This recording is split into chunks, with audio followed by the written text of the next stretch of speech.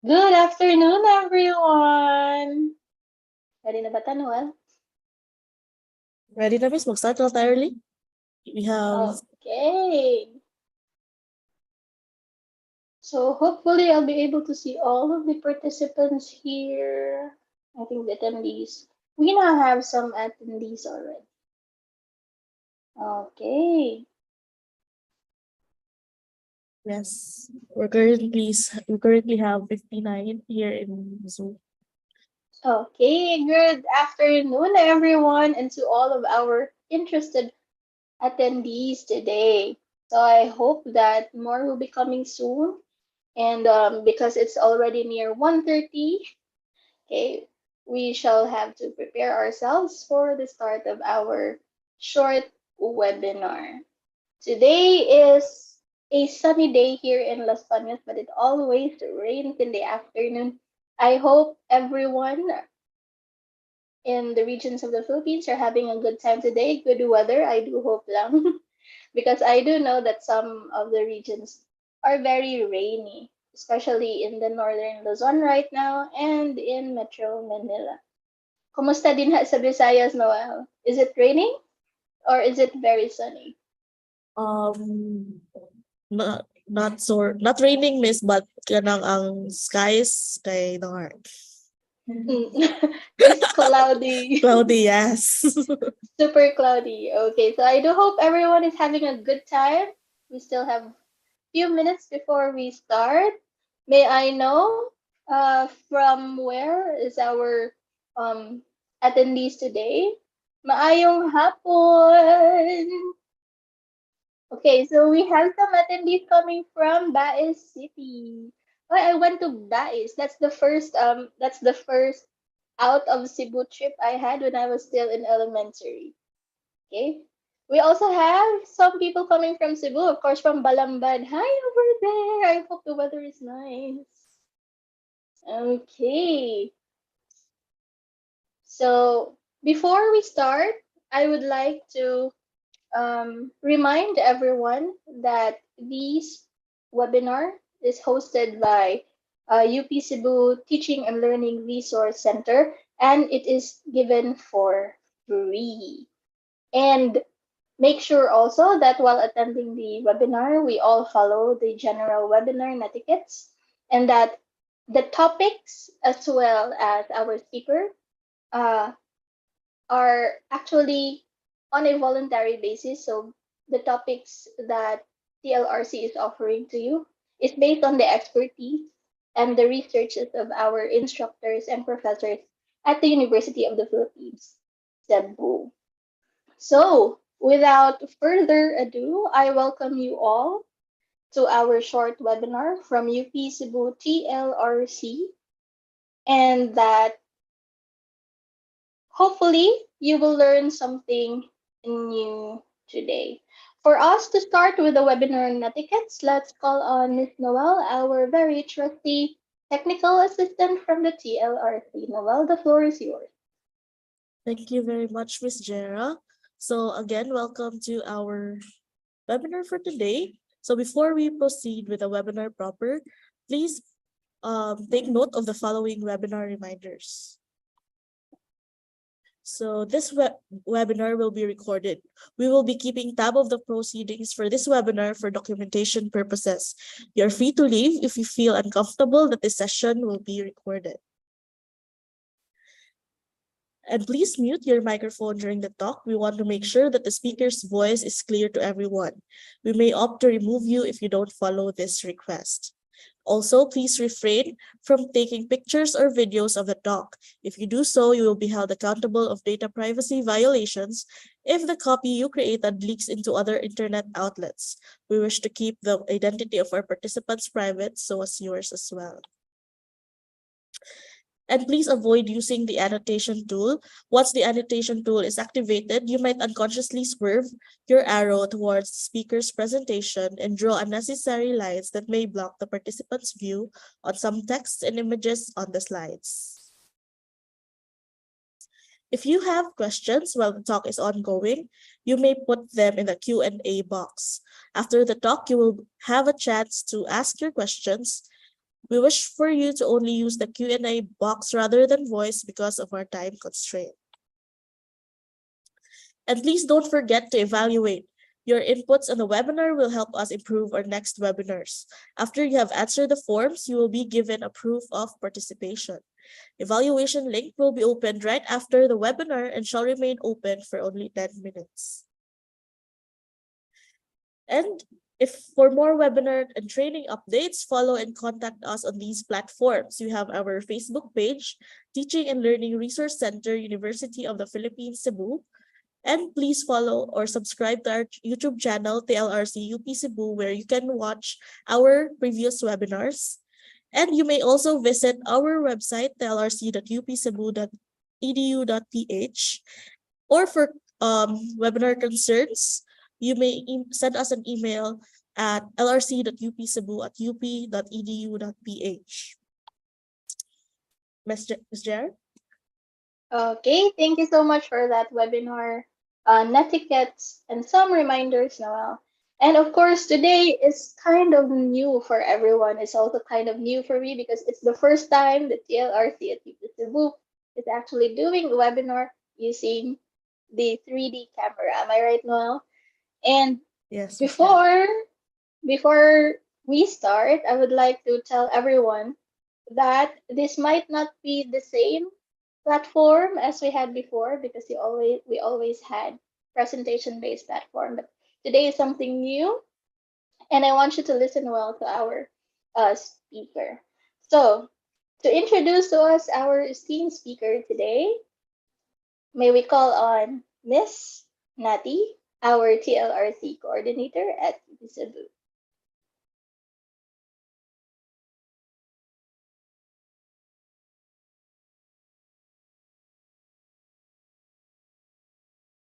Uh, Thank you, Ms. Jera. O maayong hapon sa tanan. Our resource speaker for this afternoon's webinar is an assistant professor of the UP Cebu School of Management.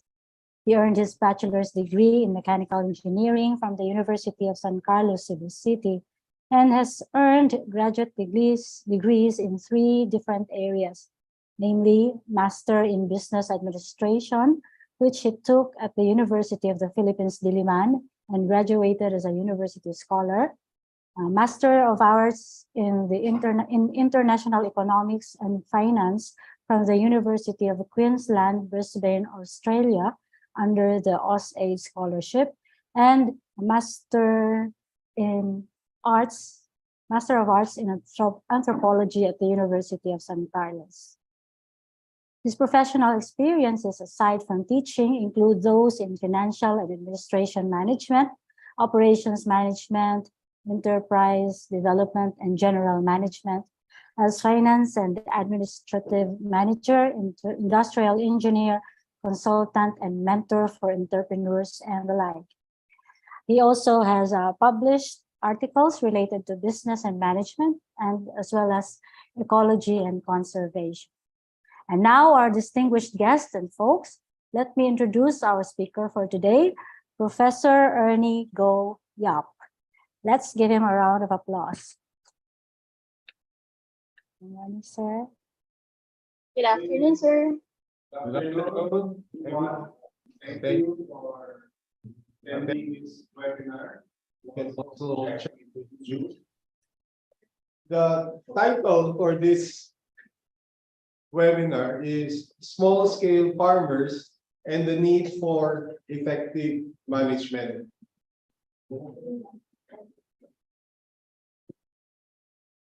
Now, the idea of this small scale farming actually started in 2014.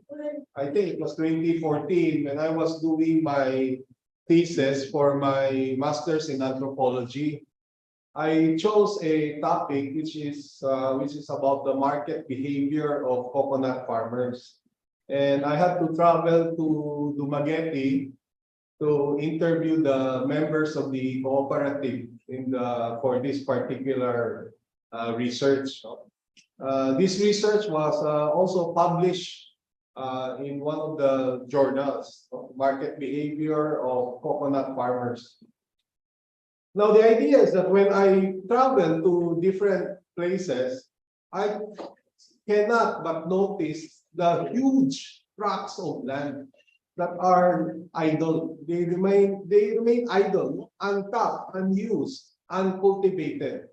And then we come to wonder also, why is it that we are importing so many foods, so many agricultural products, and many are hungry and so on. Then we have so much lands that are unused. So this is part of the rationale of this particular webinar. So let me start off the target audience. The target audience for this seminar are the owners of lands in rural areas, no? The owners of land. And I am sure that there are so much lands that are being idle. When I talk to my students and ask them where they come from, they said in the provinces, and almost all of those who are in the province, they said that they have idle lands, belonging to the lolo and to the father of the lolo and so on, to the family, but they are idle.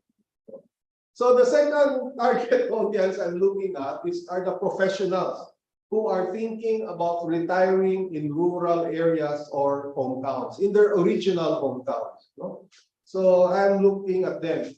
And they may be working right now as professionals, but based on my own experience, it is not that easy, nor is it that fast to develop your land, and it might also cost. Personally, in my own farm, I started developing it in 2016. And right now, later on, you can see the progress of that farm. But I bought my land in 2001 yet. So you can imagine 15 years of the land being idle. So I myself, I'm guilty of that. And the third one are the professionals who want to provide an alternative pastime for their aging parents. And I have seen so many people who are more or less like me and even older. And I ask them what they're doing. They would reply that they are just in their homes. And sometimes they are the drivers of their grandchildren. They want to do the errands. So I hope that when you ask the professional, you can provide your dear parents, your loved ones, something else to do to be productive and to help them continue to enjoy life. So these are the target audience. Now, the overall theme of this webinar is this, simple. Farmers know not much about management. And managers know not much of farming. So I first also noticed this when a friend of mine took up the BS Agriculture in one of the universities that have branched in near my farm. And I noticed that many of their courses involve the technicalities of farming, soil, plants, etc. But when it comes to management, negligible.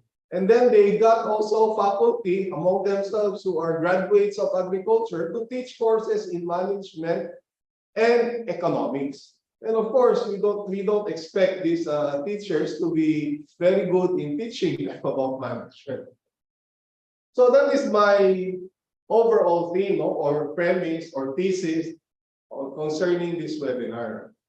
But then I continue that it is probably easier for a manager to learn farming than a farmer to learn good management. So I think I can say that I am one of the examples because I really grew up in the cities. But here I think I am, after some years already, I am learning quite a few things about farming. So when I look at it, professionals and entrepreneurs have a better chance of success in farming than traditional farmers. Okay, so we have more chances. We not so biased against the traditional farmers. So the first objective of this webinar is to enable you, the audience, to understand the challenges of engaging in farming. Farming is really quite risky, you know, and I will explain more about that. And the challenges are very big, many. But let me add also that the opportunities are also just as many, no? And very, very beneficial to those who are engaged in farmers. So this is what I want to instill in everybody, that farming is actually a very good, profession or even a pastime. The second here is that, of course, to develop in the audience an appreciation to personally pursue farming. Okay, to personally pursue farming. The scope and limitation of this webinar is that it is small scale, non-fully commercialized farming. Now, farming for aged people or retirees, it's not easy. No, it's not easy, but there will be enough produce. No? If you will commercialize it, it's a different story. There's a lot of stress involved when you start commercializing your farm. No? Because then you have to think about labor, and you have to think about all those fixed overhead. You have to think about the markets and so on. So my suggestion for this particular webinar is just to take it easy, relax, enjoy, and produce whatever you can produce, and sell the surplus to your friends or give to your families or neighbors, so on. So not commercializing it. Second, this webinar is based a lot on my published research and personal continuous learning about agriculture. I think I may have around 5 or 6 research publications, and around 3 or 4 are involved in farming. No? And when my researches are all done in fieldwork, I go up to the mountains and gather the information, talk to the farmers and anybody there, and learn about farming. And one of the things, the sad things I found out is that, and it is published in one of my research, is that our farmers are aged, are getting older. No? In 2016, I think, when that paper came out, according to the published sources, the age of our average farmers is around 58. So right now, probably it's already 60 plus years old. That's the average age. And then in that research, I also found out that farmers themselves, they don't like their children to follow their footsteps. And that is why they work so hard to provide and send their children to universities. And when they graduate, they don't encourage the children to go back to the farm, because they don't like the children to be exposed to the same hardship that they had undergone. So you can see already the diminishing number of farmers here. And this is really sad, because farming and food production is so basic, no, to everybody.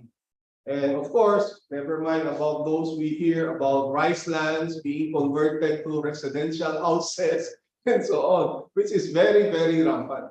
So the number of people, the number of farmers are diminishing, and the area of land planted are also diminishing. So, and a simple example is, like, for example, if you want to climb up the coconut tree to get your coconut, it's very difficult already to find anybody who can climb the tree. Very difficult already. No? And these climbers, they charge around 150 pesos per 100 pieces of coconut that they bring down. So that's another cost. So this is our sad reality, no? And of course, one research also said that the credit facility is also very difficult. No? The farmers barely can get credit, and if they can get, it's 5 to 10% per month. So very, very difficult. So this is also part of another research paper that I have made. So let's look at the industry review. Okay. So the risk of small scale farming, there are uncontrollable factors. And there are limited resources. So you can imagine, what resources do these farmers have? Okay. So very little. And the knowledge is usually hand-me-downs, no? From their father, from their grandfather, they learn from there. No?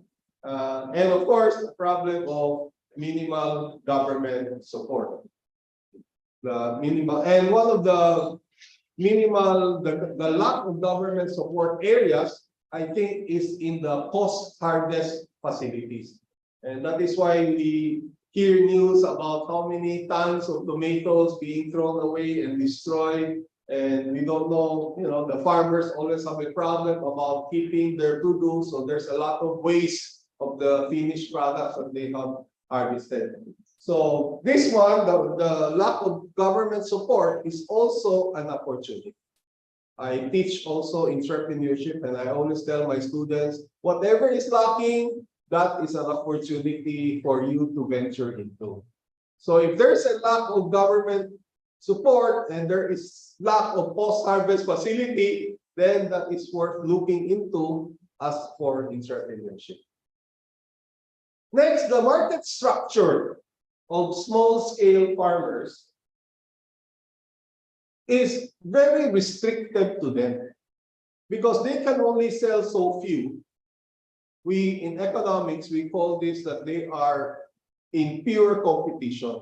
The market structure is called pure competition, and they are price takers. So can you imagine a farmer going into the market with maybe 10 kilos of some vegetables? Of course, he cannot dictate his price, no? So you have to go and see, okay, what is the current price?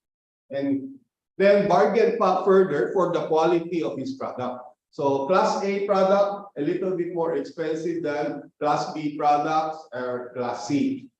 And sometimes towards the evening, when market is closing, they will just hurriedly sell the leftover product because they cannot afford to bring it back again.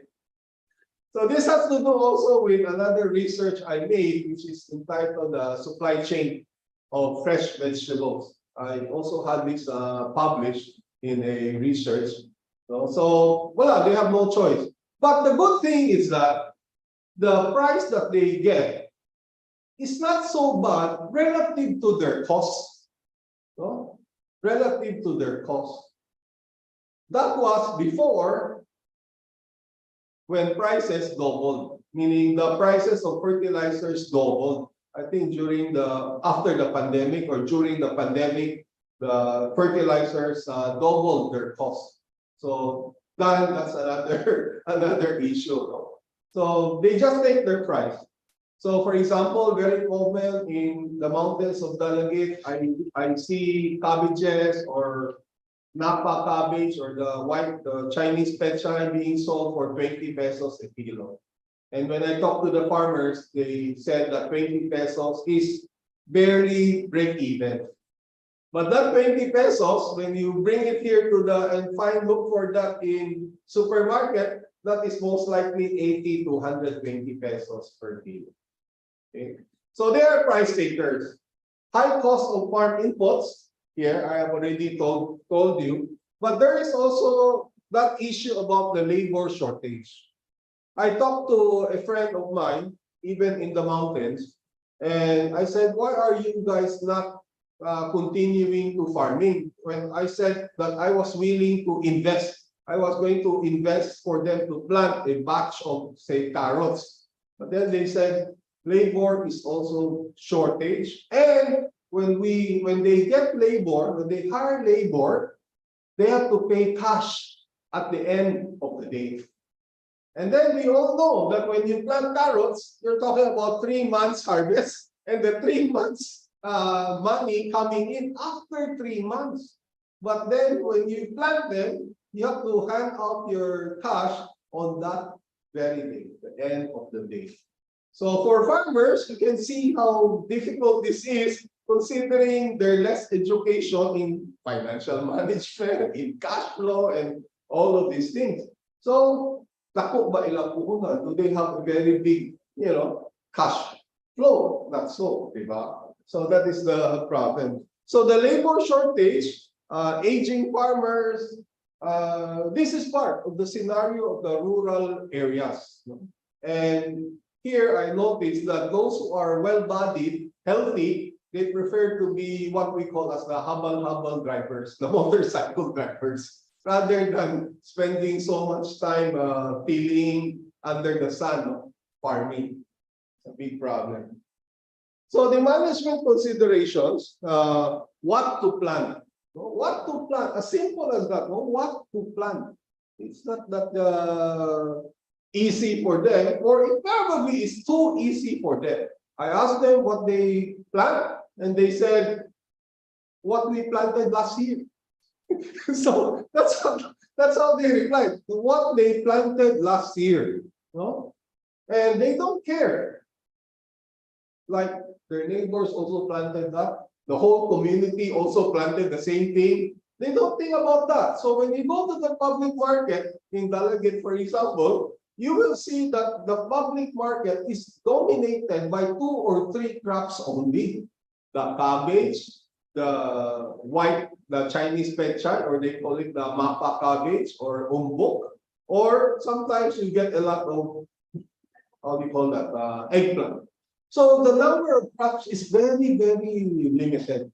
And actually, I'm happy when I went to Baguio and looked into their public market. They have more a diversity of crops, but that is Baguio. Here in Cebu, in the mountains of Dalaget called Mantalongon, they don't have that. So they just think about what they can plant, what they used to plant, what they are good in planting. So there's no innovation, there's no thinking of something new, and so on. No? And the dictates of short term, medium term, or long term, the dictates there is often cash flow. So they prefer the shorter crops, those that can be harvested in 1 year, 1 month. And more, kung pwede pa 2 months, okay na. 3 months, rare already. So the most common crops are like sibuyas dahon, the spring onions, the leaves. That's around 1 month, and you can plant them even in rocky surfaces. You can plant them, so very easy. But you can imagine when you harvest that one big bunch, 1 kilo is probably 130, 100 pesos there. But it's a very big branch. And then it's often planted in very sloping contours of the land. I always feel amazed that they can climb like that and they can still plant up. I'm not afraid that they will just roll down. So the marketing is even limited. No? They don't think about how to make their products a little bit special, a little bit different. In marketing management, we say that we need differentiated products, products that are different. But then when you look at the farm vegetables, a sayote or they're all the same. They look the same. How can you introduce differentiation there?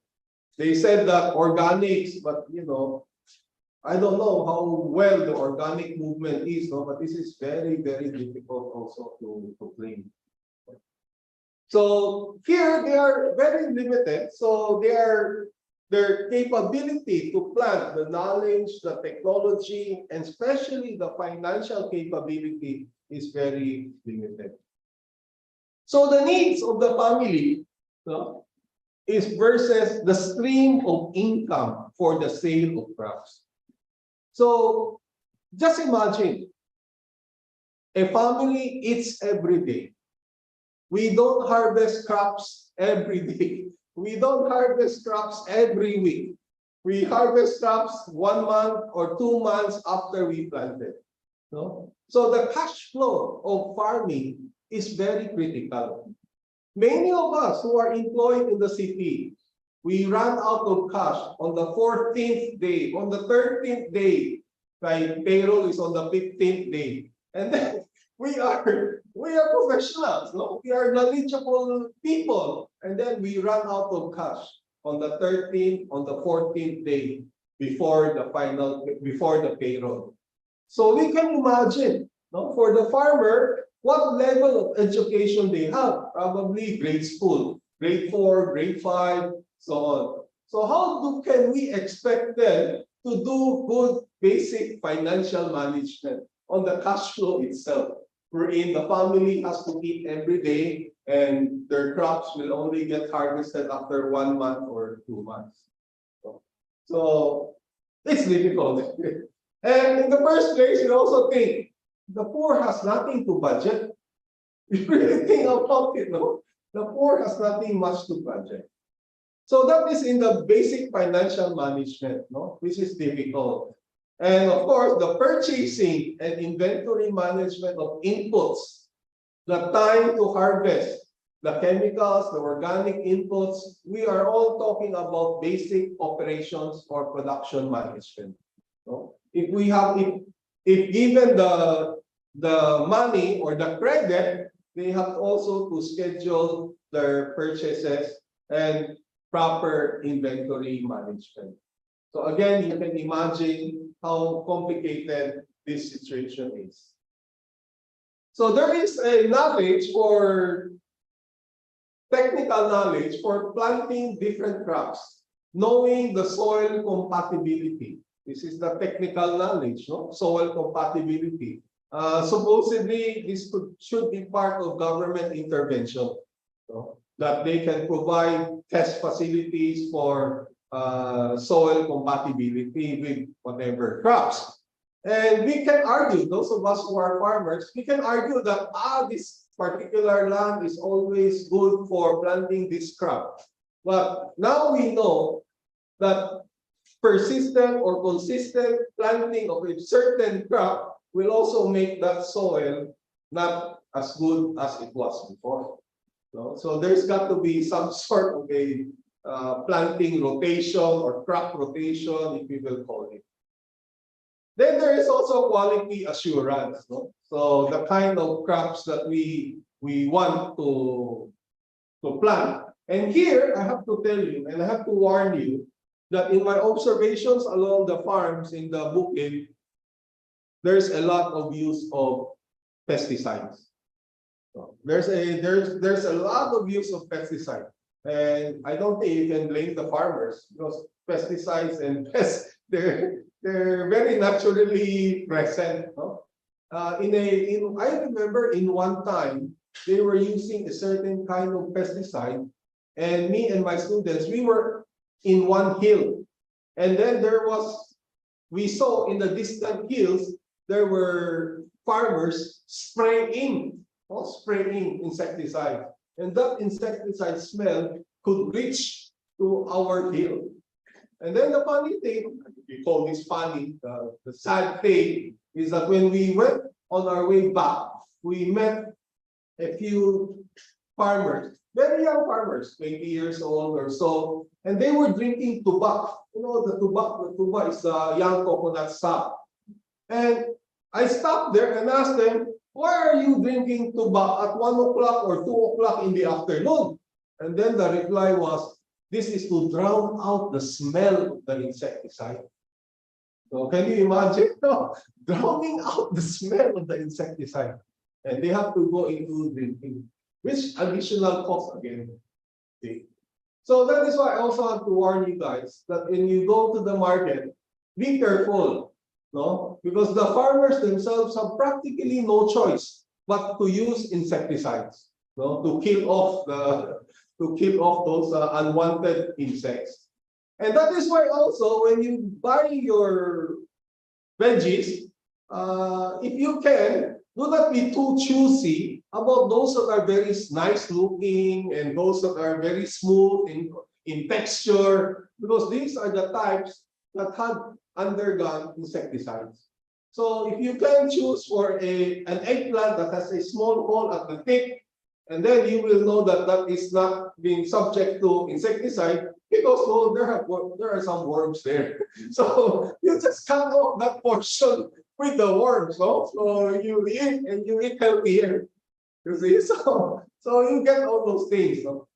So, and like for eggplant, before in my visits there, I noticed that the day before they harvest, they spray the eggplant And this makes the eggplant very shiny.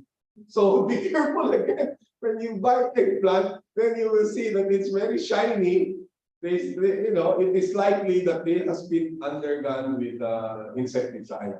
They said that, don't worry, sir. Anyway, we will clean this with water when we harvested it.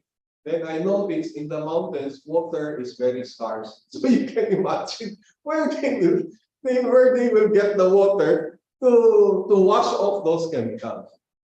Okay. Now another here is the measuring productivity. And this is one of the things that I always do not see in all the farms that I have visited. There is no use of math. There is no record keeping of what costs. No. What I try to do in my own farm is that I want to check how much is my production cost. And I can do that because I can easily record and do the math. Here we're talking about math, management, accounting. Of course, farmers do not have that. And yet that is the measurement of productivity, increasing productivity in the farm. So maybe, in the long term, we can probably guess that the productivity that they have is decreasing through the years. And next one is the applying creativity and innovation. And this is something always very lacking. But I cannot say that this is only for the farmers. I think this is also even for the city people. Every day we have problems or issues that can be solved easily by creativity and innovation. But this is something we seldom do. And I tell my students that I think this is because of our education background, even when we were in grade school. The teachers always wanted us to obey, and obey. So we have to follow the instructions of the teachers, or else we are failing. So that destroys our creativity and innovation. But this one, anybody can apply it. Anybody can use it. And of course, together with that is the continuous learning opportunity. I myself, I always go into YouTube and look at what are the things that that I can do and so on. And lately, I'm trying to ferment vegetables. I'm trying to find out on how to speed up chicken manure decomposing, because over in where my farm is, there are so many poultry farms, and I have unlimited sources of chicken manure. My problem is how to decompose them the fastest and use them. Normal decomposition for chicken manure is 6 to 7 months. So I want to be able to use it sana in 1 month. You can imagine. So every day when I go into the farm, our Cebu land, very few places are fertile. Our Cebu land is limestone and stony. So it's very difficult. So we always have that problem of finding good soil. But of course, there is this need for continuous research and development. And all of this, I attribute it as entrepreneurship opportunities. So positive thinking tayo. Looking everything that is shortage, everything that is a problem, we look at it as entrepreneurial opportunities. So the farmer, you have to find out how to mitigate risk and the unpredictability of weather. So I used to kid my students before that if you have 100 trees of mangoes and all is flowering, what do you do? Where do you go? They told me put corral and put everything. I said, no. The only place that you will do or what you can do is build a chapel and start praying every day that there is no bad weather coming up to destroy the mango flowers that are in bloom. So how do you do the risk management? So even as professionals, it's not going to be easy for us, but so much more for the farmer. And of course, the developing a strategy for the farm. This is the strategic management, which we always teach in class. the formulation, and the implementation. But I have to say, we in schools are teaching strategic management for large companies like McDonald's, Starbucks, etc. While 98% of our enterprises are micro and small scale. And farming is also micro and small scale. In my farm, I am developing my own strategic management. I have my visions, I have my goals. You will see that later on in this. But before we go into that, let us talk a little bit more about this farming and the big problem which I saw in CARP, the Comprehensive Agrarian Reform Program. And people are arguing that it has not been successful. And of course, the politicians who advocated for it says that it was successful. I myself, I say that it is terribly unsuccessful. And the mere fact is that the farmers are still poor. If the purpose of the CARP is to make farmers a little bit better off, then it failed. No? But why is it failed? Because land was given, what land was assumed, no, as the primary resource that farmers lack. It was assumed that once farmers have land, they can become more productive. And that is a major mistake because the farmers themselves don't know how to use up their lands. Can you imagine those employed farmers before? Try to imagine. What do they do? When they wake up, they have their assigned tasks to do. So they go to the field. They already know what to do. Diba? It's time to plant, it's time to cultivate, it's time to maintain and take out the weeds, etc. It's time to harvest. The landowner told them what to do. Now suddenly they have their lands. And the next thing they think, oh, I'm awake. What do I do with my land? What will I plant? So they have to decide on what to plant.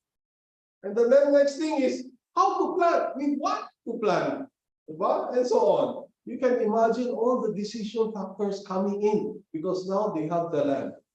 The government tries to mitigate that a little by giving 3-day seminar about marketing, 2-day seminar or 3 days about bookkeeping, and so on. And they encourage the formation of cooperatives. It does not work. So, in fact, I teach management, business management in private sector, private organizations is easier to manage than managing a cooperative, a social organization. Social organizations are more headache because everybody has a say. In private enterprise, those who have the biggest puhunan, those who have the biggest contributions to capital, they have the say. But in a cooperative, you have to make everybody happy. And that is why, it was a failure for many cooperatives were granted financial assistances, but only very few survived. So what happens is that when the farmers, if they can reach the stage of harvesting, then they have to deal with the buyers. And of course, before, it was the landlord who was dealing with the buyers. So right now, they have to personally deal with the buyers, and they cannot understand why their prices are so small compared to what their landowners used to get. They cannot understand that their produce is 10 kilos, while before their landowners produce how many tons. So you can imagine the logistical problems there. So CARP was not very easy. And my suggestion is give CARP to the professional. I will explain that more. Give CARP to the professional. Give CARP. That's a look at it. Now let us go to my personal experiences on farming. You will see on the slide with that lots of trees. That's the start of my farm. I purchased 4,000 square meters in 2001, and I started cultivating in 2016. The number of I cut down, sorry for those three advocates, I cut down around 200 trees of mahogany and gibellina. By the way, mahogany trees are not endemic to Philippines. That's a foreign breed of tree. This is not a good tree at all. Gibellina also drains a lot of water. So beside the picture is how my land looked like, very bare, after it has been backhoed, a little bit costly for the land development. By the way, I cut my trees and those wood became part of my house. I used the wood to build my house. So when you look at all those things, I have here the goals and decisions, limitations, and opportunities. My policy is that every square meter of land should be planted or made productive. Every square meter, can you imagine every square meter? So my 4,000 square meters right now, the average usage is one plant per 7, 8 square meters. So I have a tree or a plant every 7 or 8 square meters of my land. So I try to plant. And in the future, when I lack space, I cut down the less productive tree. Probably like Jesus Christ, no? He banned the fig tree for not producing. So I cut. My favorite tree to plant and cut are papayas. And I have a surplus of papaya in my farm. Even my dogs learn to eat papaya, and even my chickens, my native chickens, they learn how to eat papaya. And I'm a diabetic. I cannot eat as much papaya as I have planted. And some papayas are very sweet, the small red lady. I have also harvested papayas that are almost 6.5 kilos, one piece of papaya. Maybe I can show that in the slide later on. So the concept here is trees are planted first and then crops. No? So in my farm later on, you will see pictures of different trees. An often question here is, how do they corral the land? No? Like if you have 1 hectare, you can imagine, no? 10,000 meters, that's very low. I tell them, you don't have to do anything. You plant bananas or you plant coconut trees to make it a border. No? So because once you try to make a corral, if your neighbor who doesn't like you, they will still destroy the corral. So maybe better plant bananas or similar trees like Madre de Cacao or that agua thing for chicken feed. Use that as your boundary and try to make good your neighbor relationship. And that's how you will minimize your cost there. So plant trees faster and preferably trees that are not so big. No? Because they take up so much space.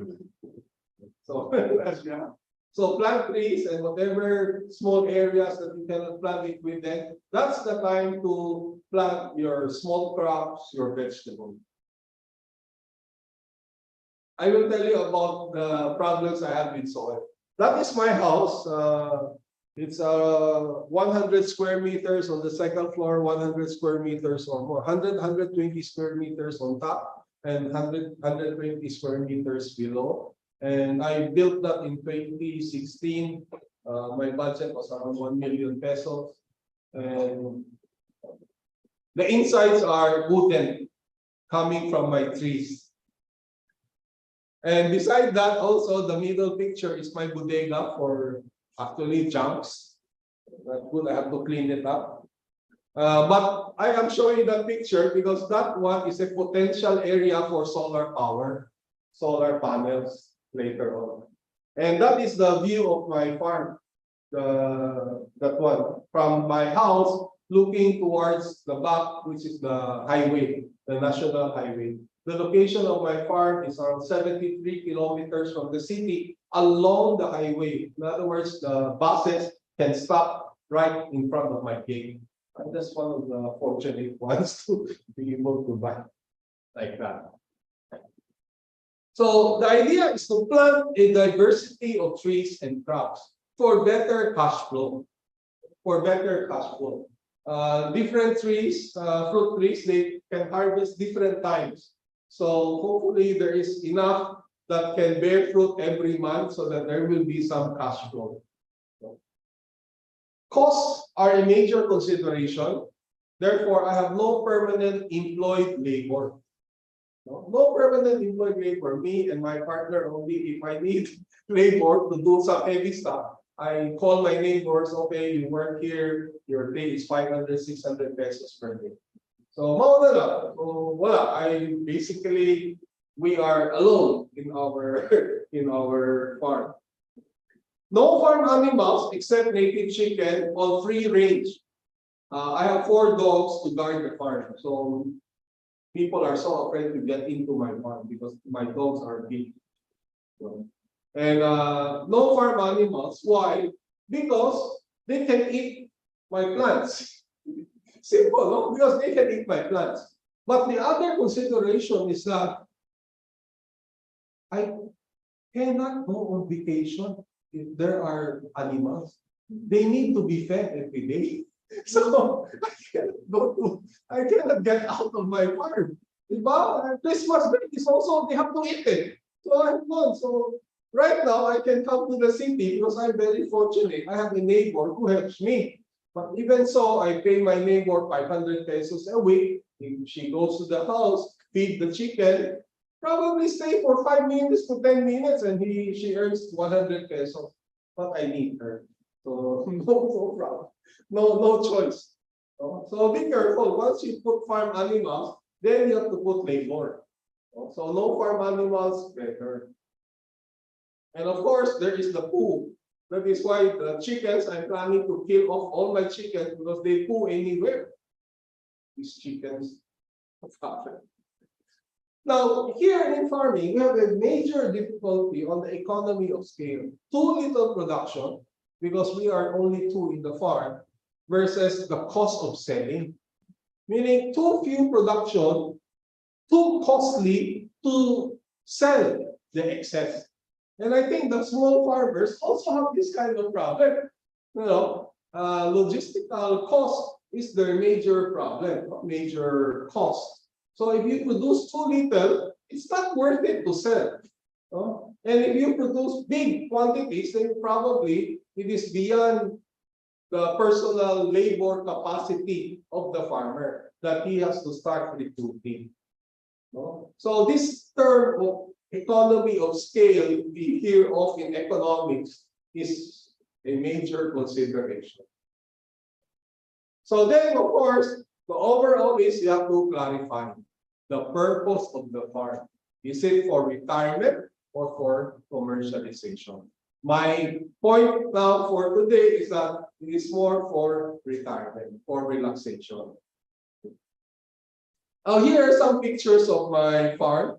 This is a waste management and rainwater collection.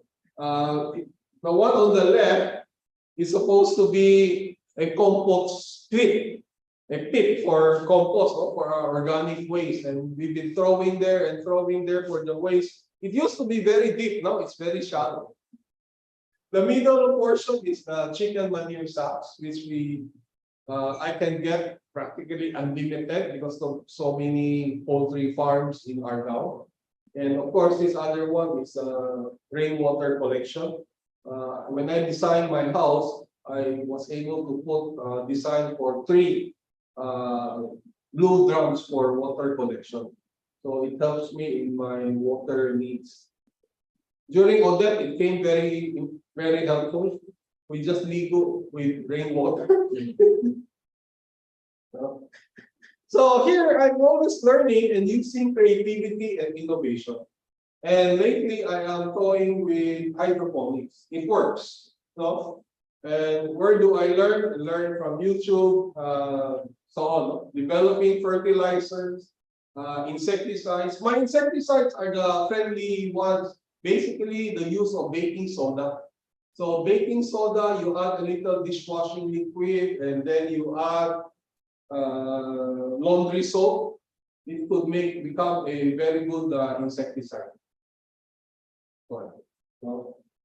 So here, learn on YouTube, be creative, exercise creativity, very important. Parang if you do a few creativity every day, you will naturally develop it. And I developed a lot of creativity in my cooking. I cook different kinds of food because I get bored easily eating the same thing. So I try to make a variety out of my food. Then innovate using basic science, learn in grade school or high school. We don't need to learn deep science in order to be able to innovate. No need for that.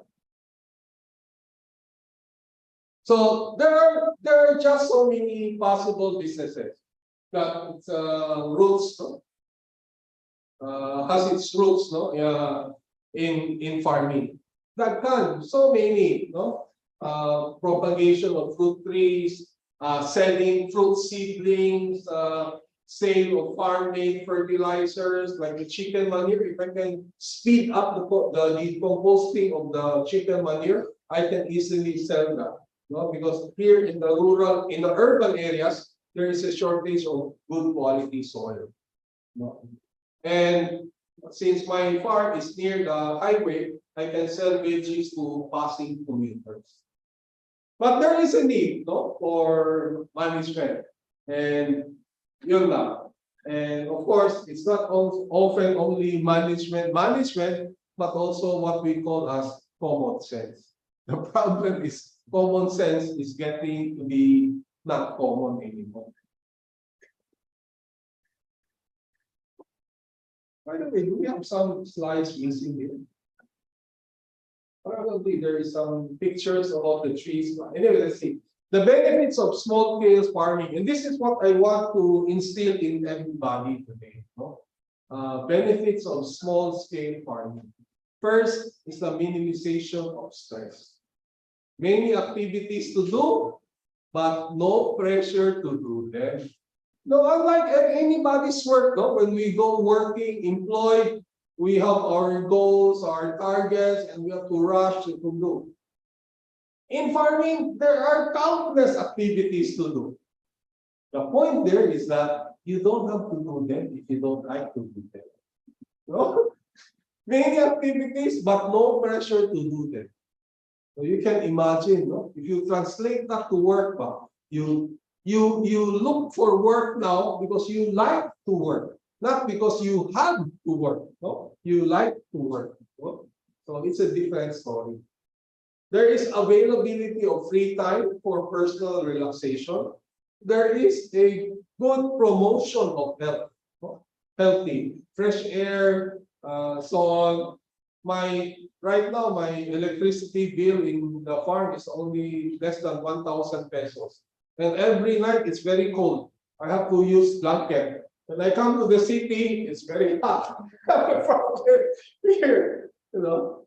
And the beauty, the third benefit here is that, which I love so much, is that we become a co-creator of nature.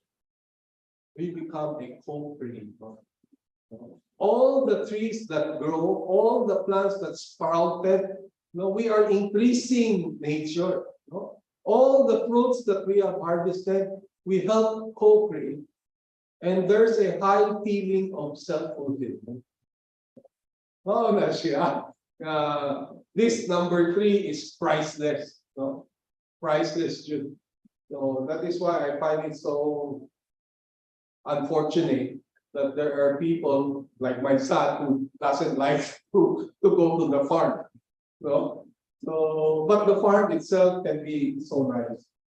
So this is an example. These are the pictures that are my farm. First of all, you will see the first one on the left, coconut trees that line my driveway. The end of the driveway is the highway. So in front of the driveway is my house. Okay. And then you have Then you have the guyabano. Guyabano trees, I have planted maybe more than 10, 15 guyabano trees scattered there. Then I have mulberry. Have you seen those mulberry?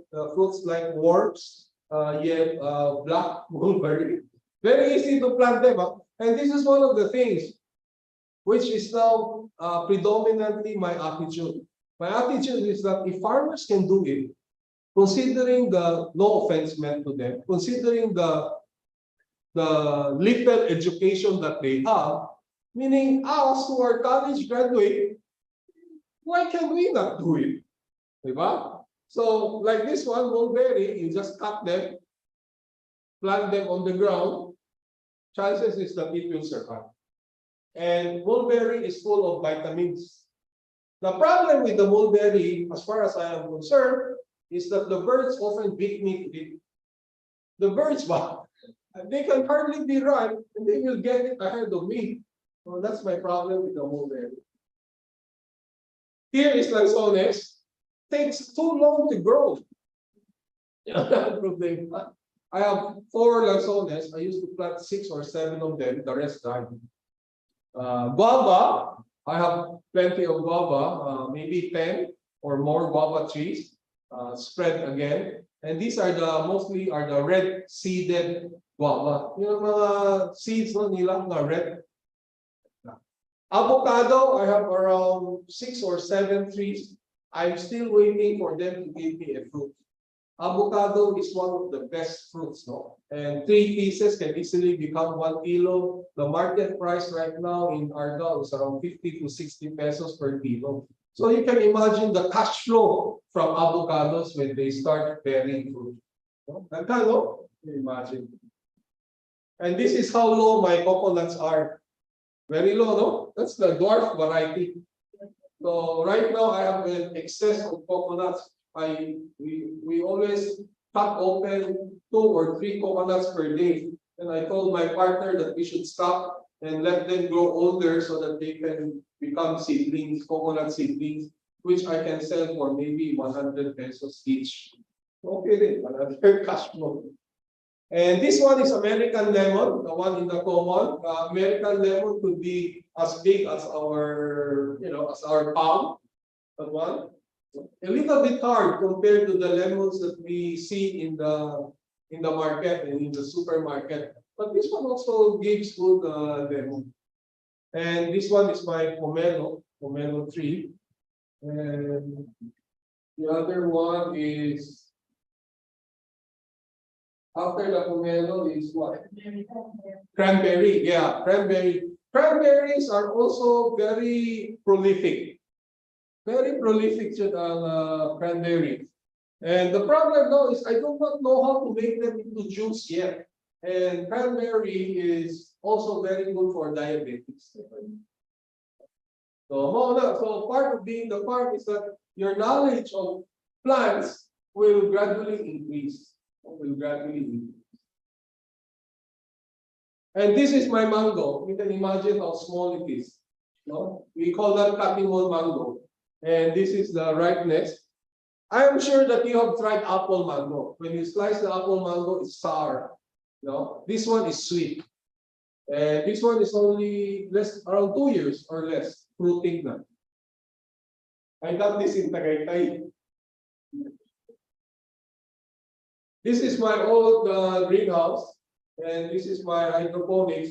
You know, the Filipinos, tayo, we build greenhouses based on the foreign model, wherein you use an anti-UV plastic on top. The problem with the anti-UV plastic is that when you get into the greenhouse at 10 o'clock, 11 o'clock in the morning, you will reach temperatures of around 45 degrees, which is very, very hot. So I thought that maybe the original greenhouses, which are made in temperate countries, they need to keep the heat in. In our case, we have heat all day long, every day. So we have to keep the heat out. So I started netting it.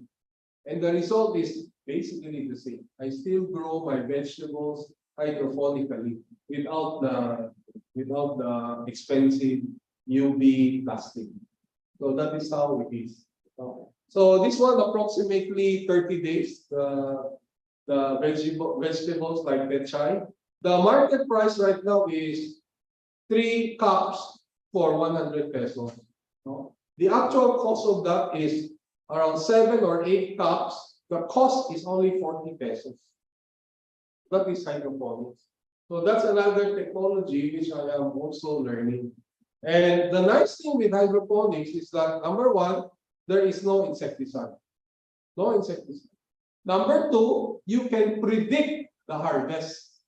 So you can have a customer who will order from you, and you tell your customer, okay, your order will be completed, ready to ship to you 1 month after.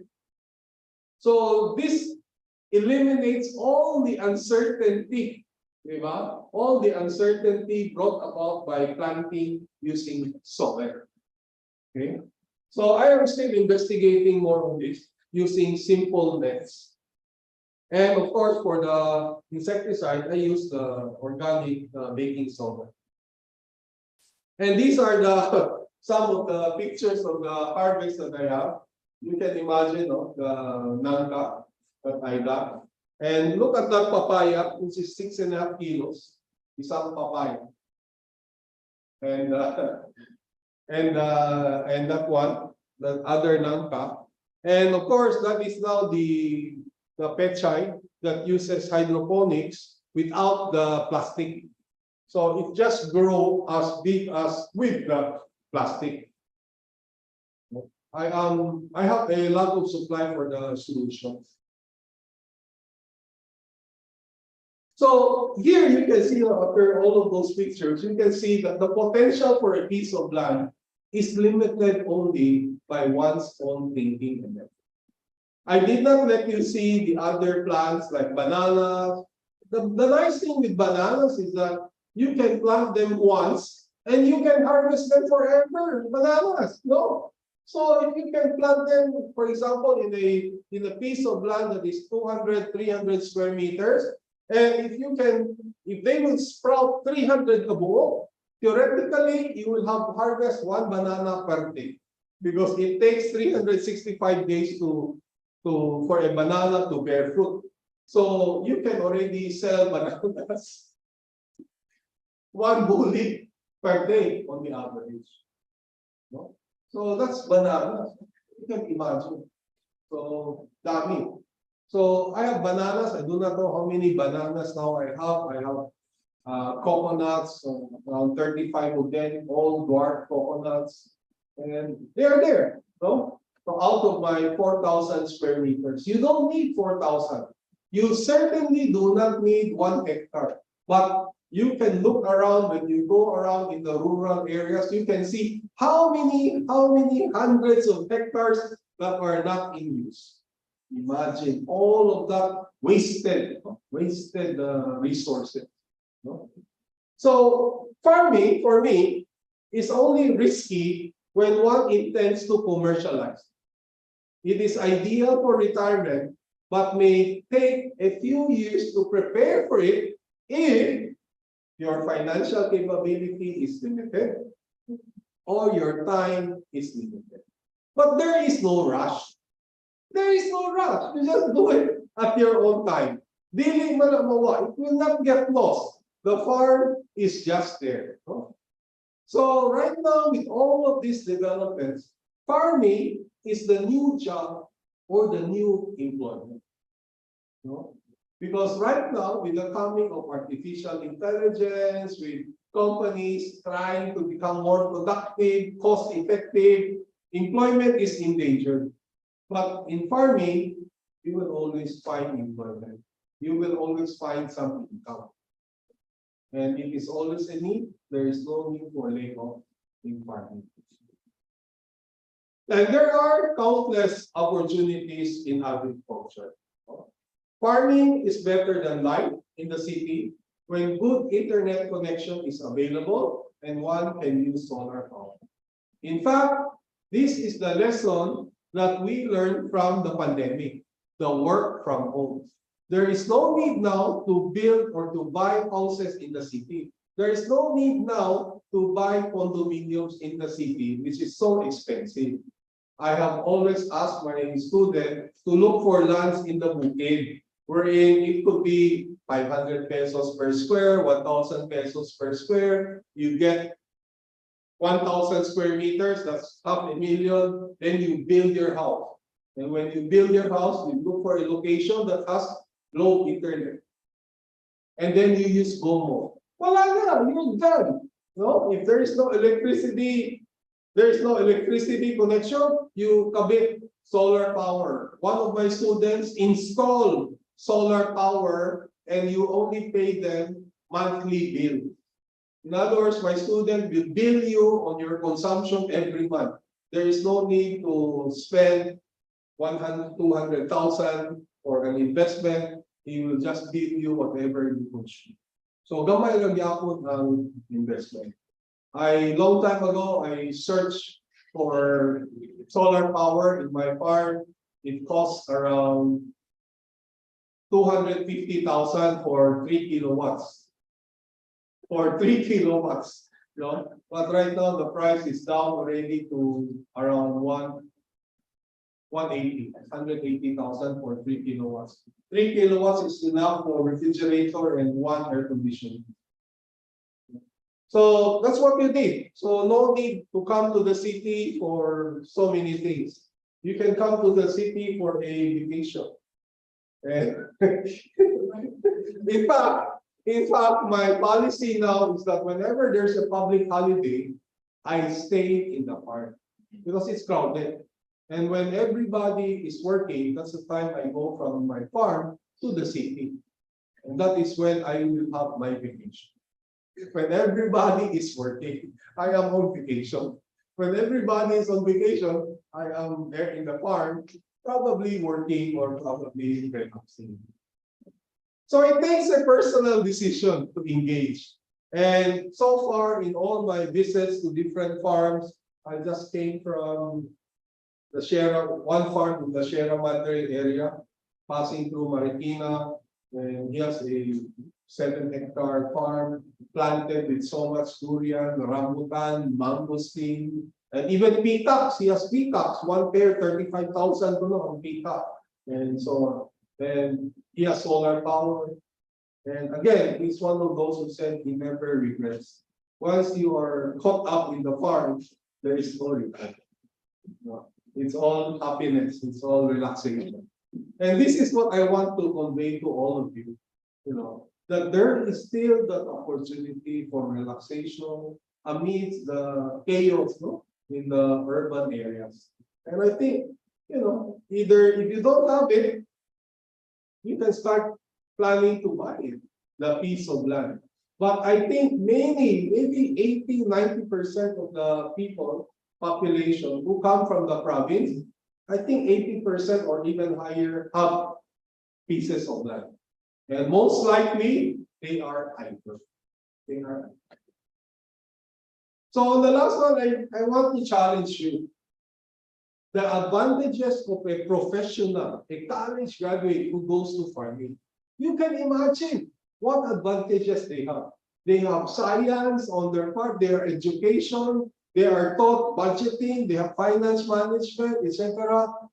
College graduates are supposed to be the recipient of CARP. They are supposed to be the recipient because once you give them the land, those who wants to go into farming, those college graduates who wants to go into farming, they have a natural advantage over the traditional farmers. No? Because then they are young, they are resourceful, they have knowledge, they have skills, they can do so many things. And I think the audience, you guys, I am sure you're also professionals, and probably you have also idle lands in the provinces. This is a challenge for you. You try to do something about those lands. No need to rush. The land will always be there. You know? But our youthfulness will soon be gone. So it is better that when we retire, we already have a farm prepared for to live, no? Relaxing. A personal pitch, last one. I am retiring by August this year, and I will be available for a couple of consulting works. My resume is what mentioned to you, kanina, and maybe more. My address is ernestogoya@gmail.com, and that is my telephone number. Okay, guys, we have any questions? Thank you very much. I hope you found it very interesting. Huh? It's really interesting, sir. Okay. Noel, let's have Sir Ernie rest a bit before we Okay, proceed Miss to Jen. the question and answer portion. Rochelle. Uh, She's from Bubu. okay, let's have the AVP first from the School of Management. Noel?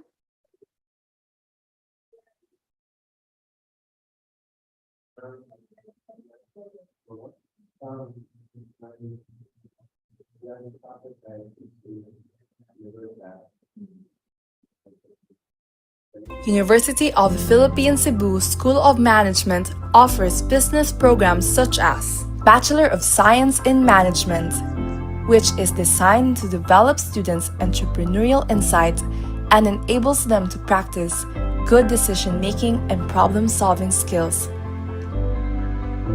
And Master of Business Administration, which is designed to develop the skills required for careers in business and management. We provide you with the top facilities conducive for an excellent learning experience because we envision to be the leading regional educational institution for decision makers.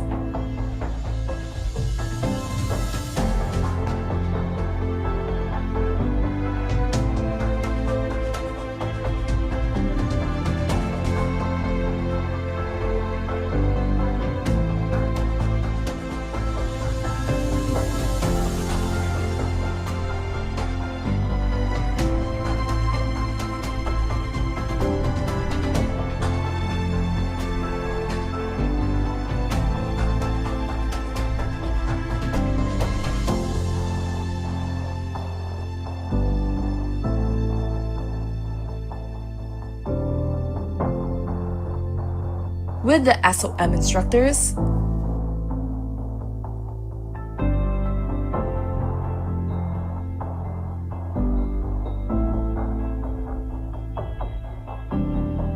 learn from the School of Management.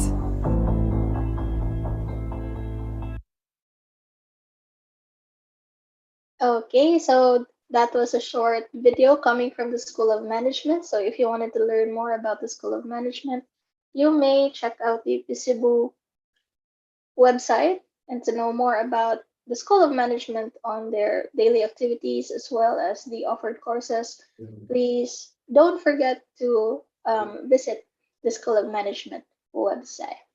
Okay, so before we start the question and answer portion, I would like to tell everyone that since Sir Ernie already discussed a few bits of the scope and limitations, we shall focus in small scale farming, and that in small scale farming, it's all about the kind of education that you have and also your ability as well as your um, commitment to later pursue farming as a form of a new job. So actually, totoo yung sinabi ni Sir that farming can never be erased from any industry because farming is very basic and it provides us food as well as employment for a lot of people.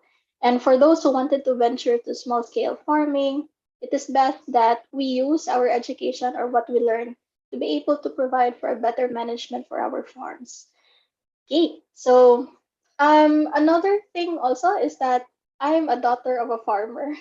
So it's quite uh, rela- very related to me, given that my father is also a farmer, and that most of my relatives in Cebu as well as in Mindanao are also farmers. So my dad actually uses his education to be able to manage the farm pretty productively as a small scale farmer.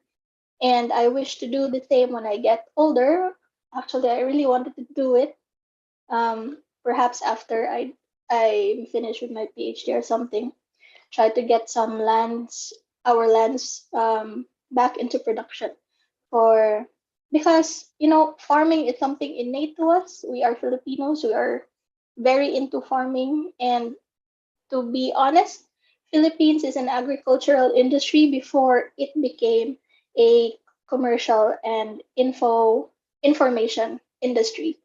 by the end of the 20th century. So technically, our basic production before is all about farming and fisheries and aqua industries. So it should be in nature for us to go to farming, to go back to farming as a major industry. Okay, let's see if Sir Ernie is already ready Yes, for yes, I'm our. ready. Hi, sir. Hello. Sir, your topic right now is very, very close to my heart, given that I'm also coming from a farming family, and my dad is actually a farmer. We have a lot of lanzones and rambutan, Oh, as well as coconut in the Mindanao. But my farming family in Cebu are always doing crop basis. So I can really relate when you said that most of them do not want to do long-term production or long-term crops or crops that needs longer time to produce. And I do understand also because I'm coming from Dalaget and Alcoy.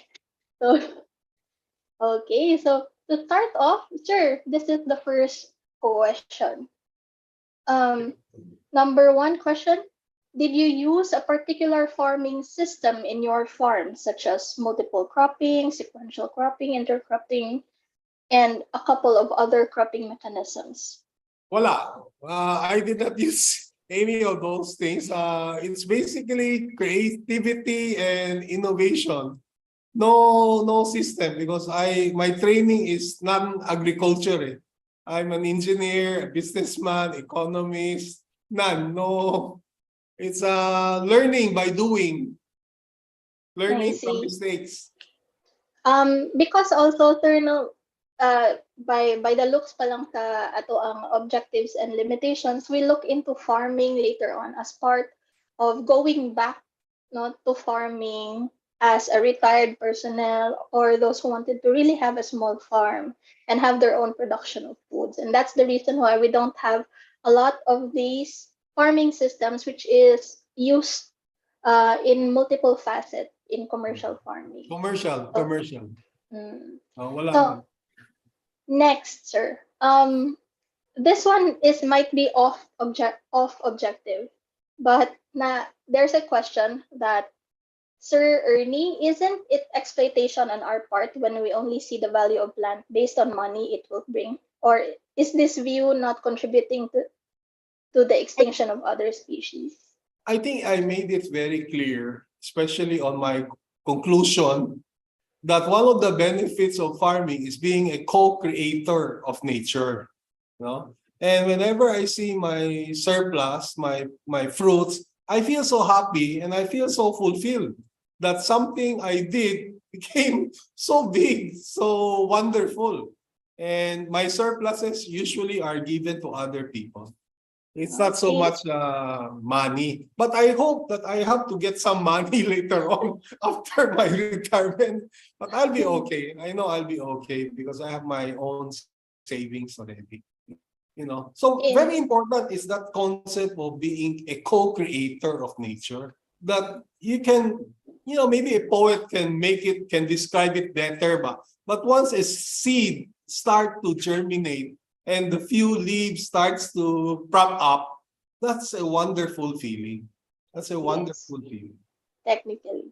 So I would like to reiterate lang, my dear friends and attendees, that Sir Ernie is trying as much as possible to make sure that the rotation of production in his small farm is very sustainable. And that's the reason why he has a couple of crops, he has a couple of trees, and because these crops and trees have different time frames in harvest, then there is actually enough harvest for him to get through a number of days. So if this was actually done by small scale farmers in the traditional setting, this can also produce a relatively better cash flow for them. Perhaps that is also true. And another thing is that Sir Ernie is focusing on lands that has not been used. So lands that are used for protection and conservation of major plant species or animal species are not being put into context here. So only the lands that has not been used. And he also reiterated that the trees that were cut down were actually non-native trees. Yes. These are trees that were put there uh, just for the sake of them growing, maybe naturally because of of the natural feeding process. But these trees are not endemic to the area, Yeah. and most of them, like Gimelina, for example, really takes a toll on the soil because Gimelina is bad, especially because it requires a lot of water and Water. nutrients to grow. And that's By the the reason way, why they cut them. the DENR gave me a permit to cut down the 200 trees. And they gave me the permit in 1.5 months, very fast. And there was no under the table. Giving couldn't afford. Because it is understood naman, sir, that these trees are safe to cut. Yeah. That's Okay. So also shout out because some of the attendees said, "Sir, kindly include young farmers here in the audience because many of us went into farming because of the pandemic." So, Oh Yeah. yeah. Yeah, but sadly I noticed many who went to farming and once the pandemic is gone, they stop. No, they stop. And during the pandemic, there were so many farm soil, farm fertilizers, bases that were bought, no? And then after that, the pandemic, it's back to life as usual. No, it's a little Yeah. bit sad, but I hope that they Yes. continue. No? Yeah. I do Because hope that if you're a young farmer out there and then you started farming, please continue it. Sir Ernie actually yes, urged you but to the point is this, if you do your own farming, you don't get to consume vegetables that are full of insecticides. So you are consuming vegetables that are healthy because you don't like to bombard your your vegetables with so many toxic insecticides, right? And Yes. so many vegetables can be grown in the home. No, the regular pechay, the eggplant, the sibuyas, spring onions, they can all be grown in the farm. Outside in UP, I saw some student planting garlic. So it can also be grown. So the idea is that it can be done in one's home. Yes. Save a lot. No? I have ampalaya over here, some calamansi, sili, and alugbati. And Oh, this is alugbati is very easy. Oh, exactly. So yeah. food can be available in your home as long as you do it, as long as you plant it. Yes, Okay. that's true. And another one, sir, is like this one is more like problem kasi nila is that most of their parents discourage them. The parents wanted them to be just engineers and whatever. I I mentioned tell you, it's really good to be a farmer. I mentioned this in my research paper that was published about aging farmers and the lack of young people engaging in farmers because the parents themselves don't like their children to go to farming. To more or less like something like do not put all your eggs in one basket. So these old parents, farmers, they like children in the urban because they are expecting income from them. So mauna siya. So in return, very few people are engaged in farming in our country. So we're shortage of food. That's the sad thing. That's really true. There was really a shift from agricultural industry to information industry in the past few decades. And it's really sad because before we are importing farm goods towards other countries, now we are exporting. exporting. Sorry. We're exporting farm goods to other countries, but now we are importing farm goods to us. So I hope we can revive that idea that farming is really essential and basic. Yes. Okay, sir, what can you advise to farmers or small scale farmers living near typhoon belts like Samar and Leyte? That is why, for me, but it's really, as I said, it's risky.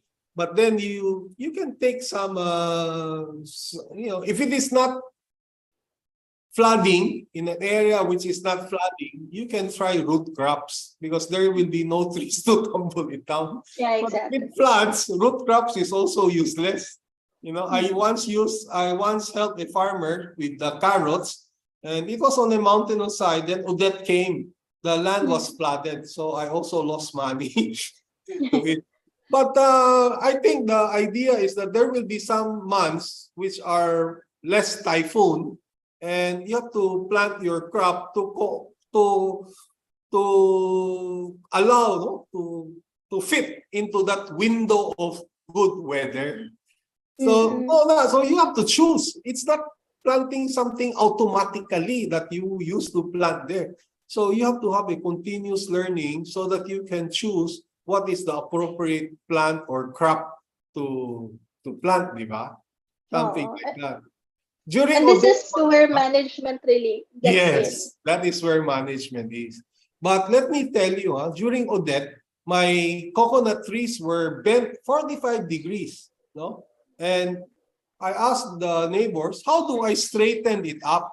How do I straighten the coconut up? They said, use a jack. I said, I cannot imagine use a jack. So when it is there now, where will the jack, there's nothing to push it against. And you know what I did?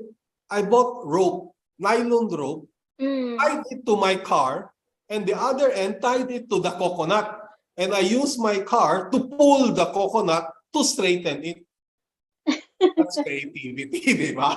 But it works. Oh, it It works. does work. Oh, that is why, no? Meaning we have to be creative in the farm, no? And try to go back to the basic of our brains and whatever minimum resources that we have.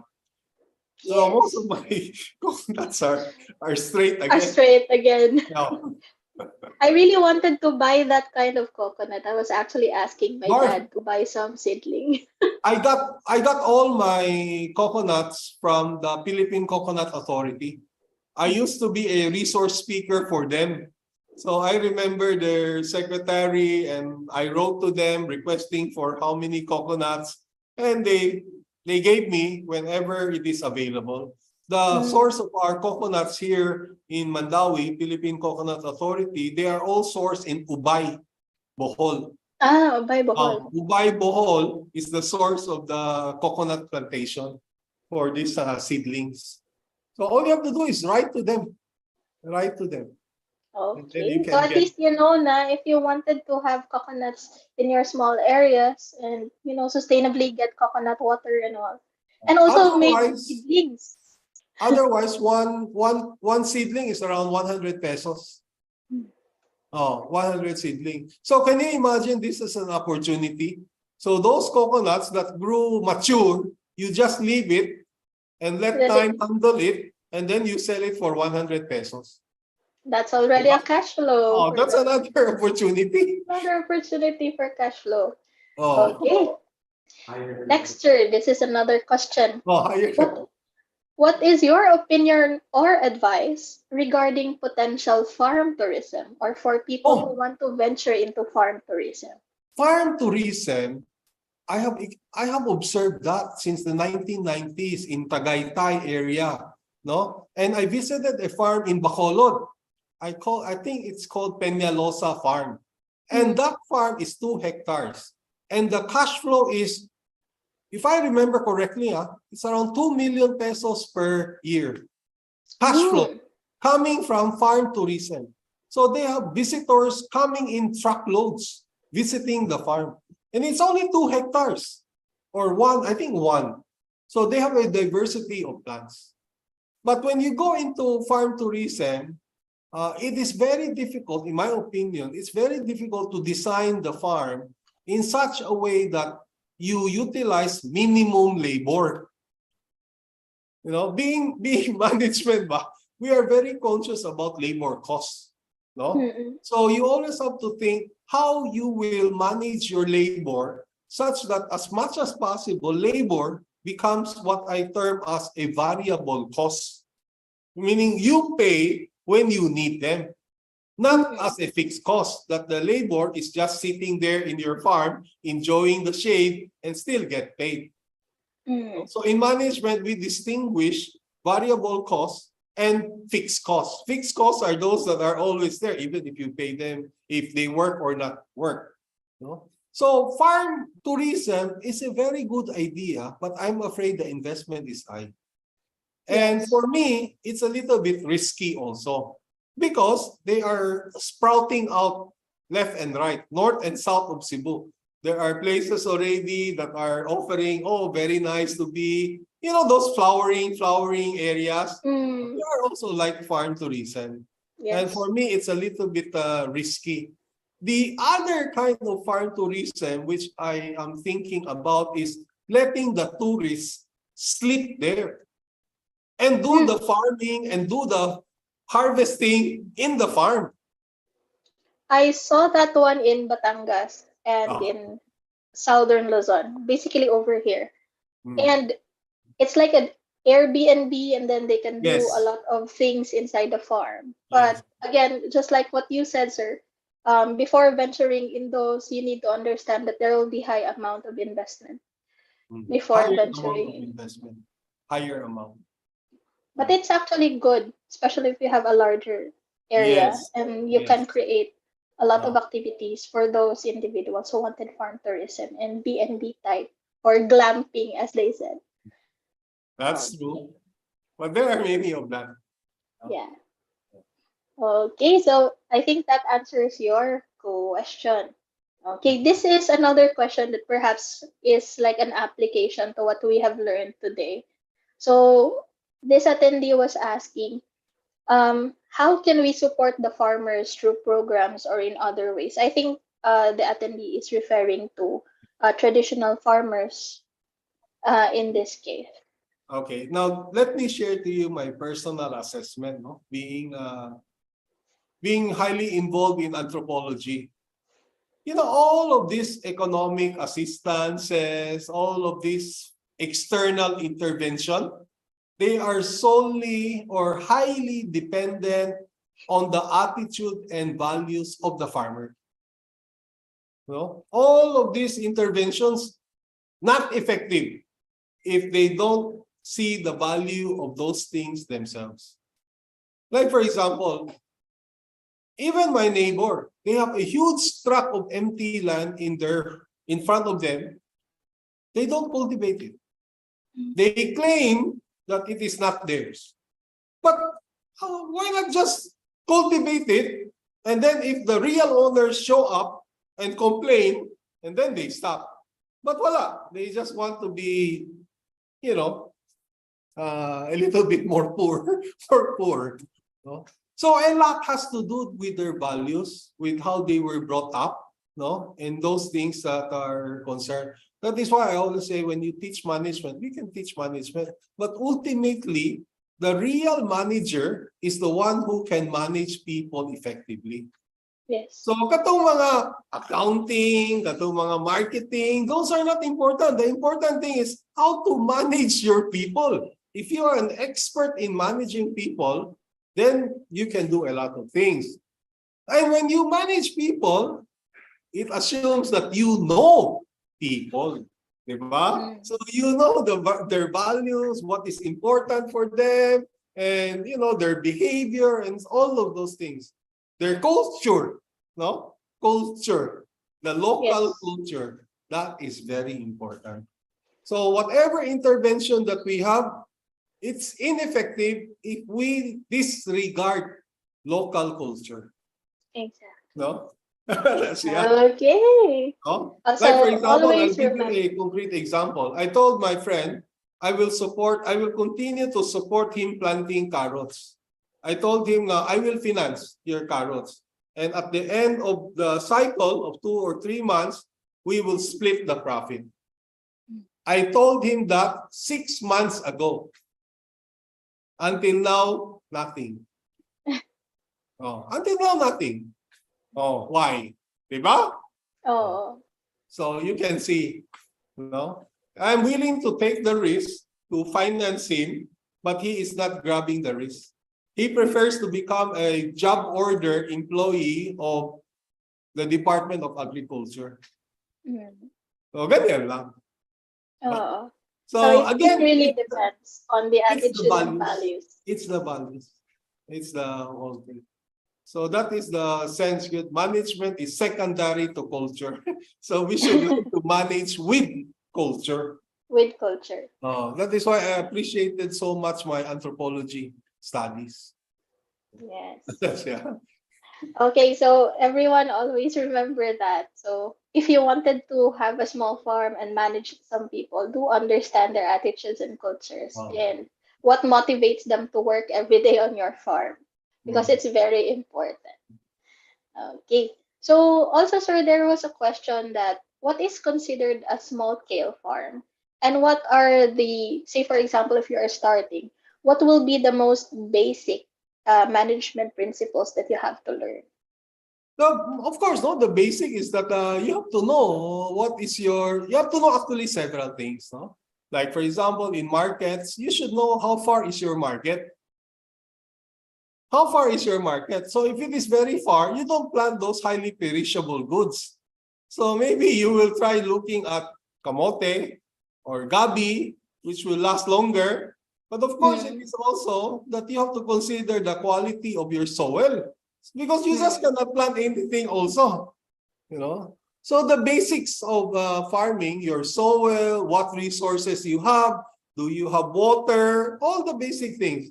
Actually, when you think about buying a piece of land for your house, you also have to look for water. You also have to look for, the location, etc. So actually, these are common sense, no? So when you want to start a small scale, you look at the whole thing. But of course, I have already learned how to do away with soil by hydroponics. So that is another way, no? But you cannot grow trees using hydroponics. So you really have to go into soil. Like I have found out that my soil cannot sustain durian. The durian will get killed. The mangosteen will also die. The lanzones are so slow to grow, as you have seen my lanzones. Rambutan, I have tried several, they died. 4 or 5 times they died. It's quite So, sensitive in areas of Cebu for buti sa inyo, Mindanao, we would have plenty of that. But we I have tried plenty of lanzones and Oh. rambutan because Oh. our soils are volcanic and we Correct. are always near rivers and No? fresh water. So, those of the audience who are looking at farming on small scale basis, I have to tell you, there's a lot of trial and error basis. No, there is no certainty.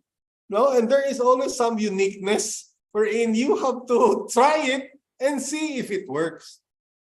And of course, in trying it, you also have to apply some creativity, no? And be ready for some innovation. And I'm only talking about common sense creativity. I'm not talking about, creativity for a new wonder drug or what. No. I'm not talking about that. I'm talking about using some creativity, Like in my house, I have my 3 blue barrels that catches the water from the roofs. So something like that, we provide for such creativity. And I have to tell you again, there is no need for a big piece of land. If your objective is like mine, wherein I want every square meter of my land planted, you will have more than enough land with 1,000 square meters. Just think about that, no? If your target is 1 tree or 1 plant per square meter, you will have more than enough.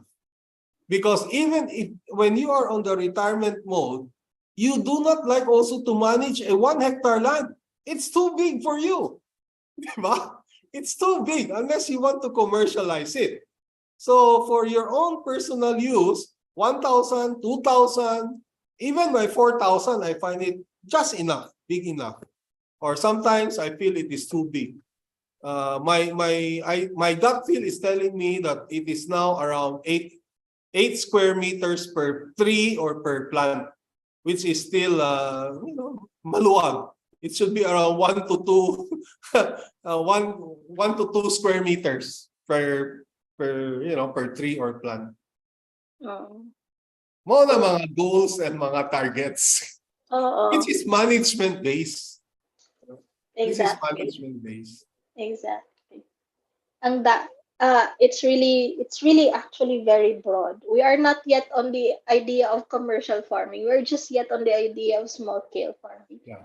And there's a lot of things to think about, especially if you wanted to do farming but you really don't want your hands on the farming. You have to know how to manage people. You have to understand how to make sure that they work, and also you have to understand the roles and also the turning over now of certain plants and crops, of Mm. trees, of biological assets like animals. So technically like that. So you start where you can actually start.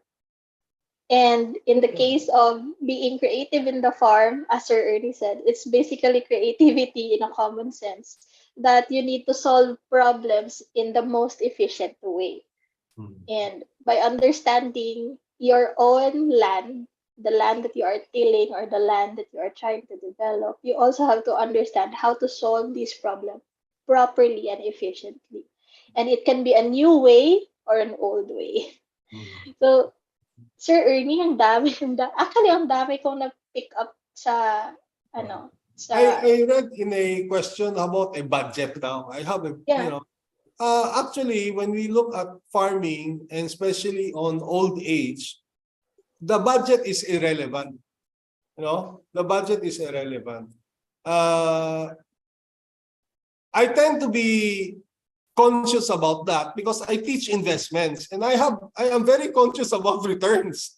That's me, because I have investments. But for the farm, I use my extra money to do that, as anybody would do with investments, as in investments in stock market, etc. You want to use your extra money.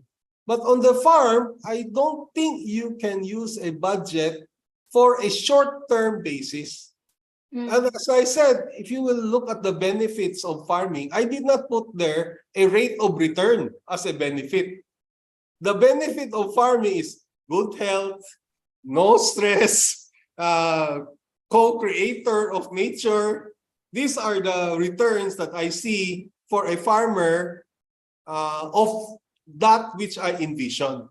But if you are looking at how do you call that, returns as in commercializing, that's a different story. It's going to be quite pressuring. It's going to be quite pressuring because logistics and the supply chain, that's mahal. And you are guarding against the number one problem of farming, one of the major problems of farming, which is perishability. So that is one of your, So you have to, when you plant something, you try to see how perishable or how less perishable it is. That is why I said in hydroponics, as I can determine when is the harvest date, I am okay. Because I know, I can tell my customers, okay, the harvest is July 30. And July 30, I can deliver it. But if it is something else which is uncertain, so many things to consider. Exactly. And that is through commercializing. And a budget would not work. And a budget will just increase your stress. So, sorry na lang how you do it. It will increase your stress generally. It will increase your stress, di ba? The budget. Okay, so again, I repeat, we are talking about small scale farming here. And in most cases, this is as parang investment on the side siya. Especially if you're preparing for your retirement or you're preparing for a more low and slow life. And especially for those who are, working in a very fast-paced life in the city. You wanted to slow down. So that's it. But if you really wanted to venture in commercial farming, that would be another another session siguro from expert on commercial farming. Okay, but as long as you know the basics of small scale farming, you can actually produce in your own home, and that's the best thing about availability of food in your own home. It's the best thing about small scale farming. So always have to remember that. So in the case of budget, as Sir Ernie said, wag mo lang i-think about how budget will work on your side. It's a side investment for you to have when you get older or when you want to retire or want a slow life. And it's not about commercializing it yet. Okay. So lastly, also, sir, there was a question about biological asset. So, Biological? What do you mean? by in farming, one of the major resources we deal are biological assets such as living animals and plants. In your own practice, sir, how do you record and give value to each crop while they are still planted and not yet harvested? And how do you account for the biological? Do you really go into the deeper measurement of this? How much will I harvest after I have input? So, do you do that in your farm, No, sir? not yet. I have not yet reached that level. You know, I'm sorry. I still have not reached that level of real recording of how much harvest that I have made. No, wala pa. But I started to record about hydroponics farming, like when did I plant it, when I can harvest it, how much was the harvest, that I do. About the animals, the bio, I already said that I am not encouraged to grow them because every day they need to eat. And when they need to eat, I cannot go on vacation. So I still want to go on vacation. You know? You need people. You need people Yes, feeding you them. need people, no, to feed them. So that is one of the things that greatly affecting my decisions of growing cows, growing goats, growing more chickens, and even growing fish. I have plans of growing tilapia. I'm still doubting. I'm still doubting about the tilapia. You know. There's really a lot to think of, especially if based also on your kind of schedule. So if Oh. you do a lot of consulting, you have to go back to the city, and you cannot feed all of these chickens. We don't have people. Yeah, you So cannot. it depends how small your farm is and what kind of things you wanted to grow in it. You have to put in mind the goals that you want to have. Like in my case, I want less stress. I want more freedom. No, so I limit. No. But anyway, even if you limit, there are just so many things to do in a farm. So many, Jude, unlimited. Daghan yun kaayo. Diba? And the beauty Totoo. is that if you don't want to be stressed, then you can do them at your own pace. That is the beauty of it, that you can do farming at your own pace if you don't want to be stressed. That's true. Diba? So yeah, you just have to account that if you really wanted to venture into Wisdom, Nani. I think this is wisdom. Oh, I think this is exactly. wisdom. Oh, okay. So regarding the marketing, there's actually a question here regarding the pag-i-incentivize the activity, faster returns. I think this is more on the area of commercial farming, where you really need to look into the roads, you really need to look into the post-harvest facilities, and the networks of where you can actually sell your produce. But in small scale farming, for the type that Sir Ernie has, I think the market there is the silingan and those passing by. So But I I think also tell you that there is a return when you sell the land. When you totoo. sell the land, there's going to be a return. Like for example, in 2001, I bought my land at 180 pesos per square meter. Mm, 2001. If I die and there's no children to succeed, I will sell the land. And the current market price of the land is around 3,500 per square meter.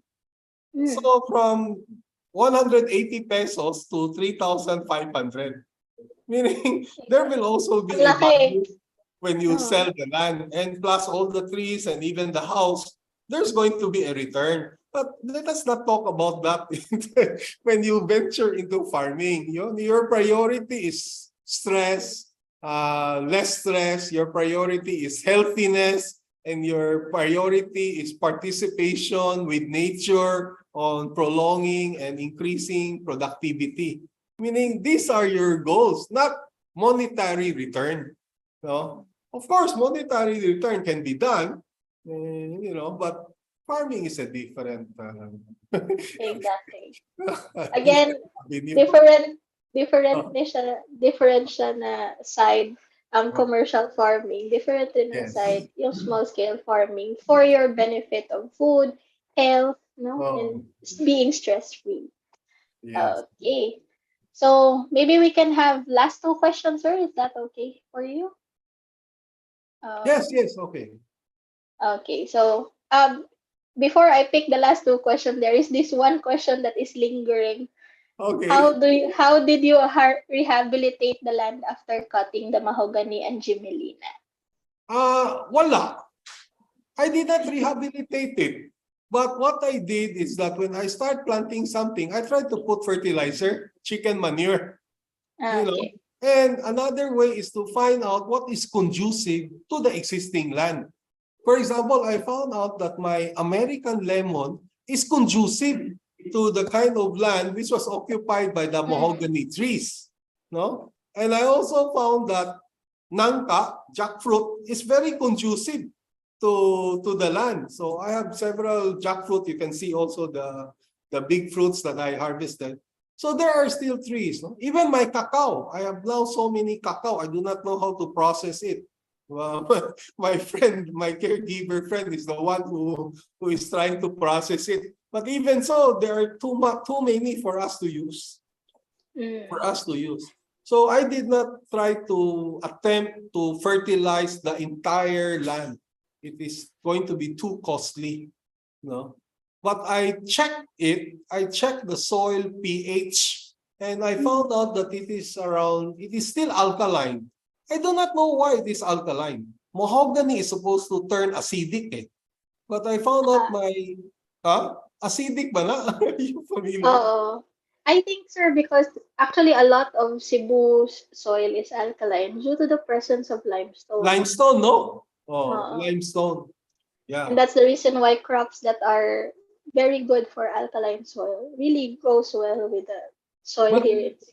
many crops like pH around 4.5 to 5 pH. In And other that's words, the reason why.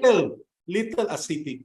Mm. A little acidic. So I did not, because to fertilize the entire 4,000 square meters, I'll be wasting a lot of money because later on, you can imagine. No? So where I plant, and I am just selective of what to plant. Some plants are successful, some plants are not.